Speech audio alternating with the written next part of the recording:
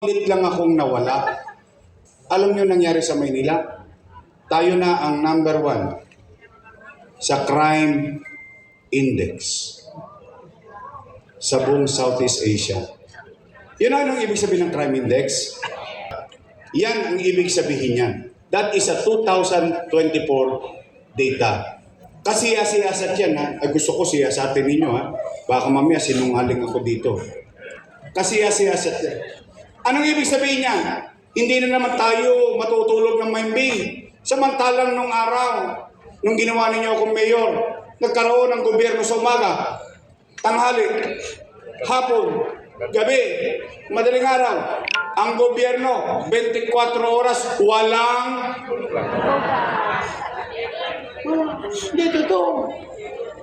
Iniikot ko. Ang hirap nun, masakit sa katawan yun, ha? I have to be honest also, I'm still human being, but you have to do what you have to do. Because you ask for it. Ikaw humingi nun eh. Hiningi mo yan sa taong bayan eh. Nagpaboto ka ng mayor eh. Hindi naman binigay sa iyo ng taong bayan yun eh. Hiningi mo muna, pinakinggan ka na tao, binigay sa iyo. Then, ikaw na ang responsable sa buhay ng 2 milyong Manileño. At 3 milyong Manileño sa araw.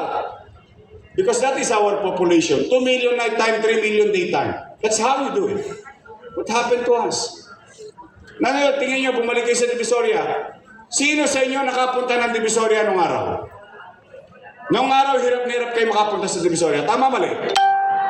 Nung nag-mayor ako, in 48 hours, nawala ang buong recto, nabalik sa tao, ang Juan Luna, ang Carriedo, ang Soler, ang Blumentritt. In 48 hours, the 30-year problem gone in 48 hours. Ngayon, nagbabalikan na naman sila Eddie. Kilala niyo si Eddie? Eddie sila. Si Pati. Pati kasama ni Eddie. Pati sila. Napapansin nyo?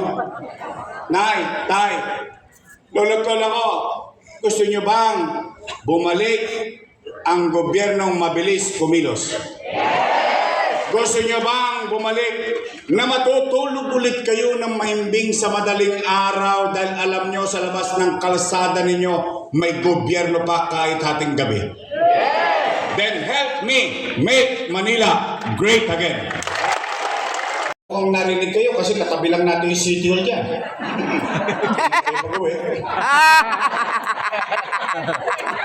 O sige, total kayo may gustong bumalik ako. Anay, I'm gonna be honest enough to you. I'm going back to zero. I think the city is destroyed already. Yeah. Fiscally, administratively, and peace and order. Yes. And economically.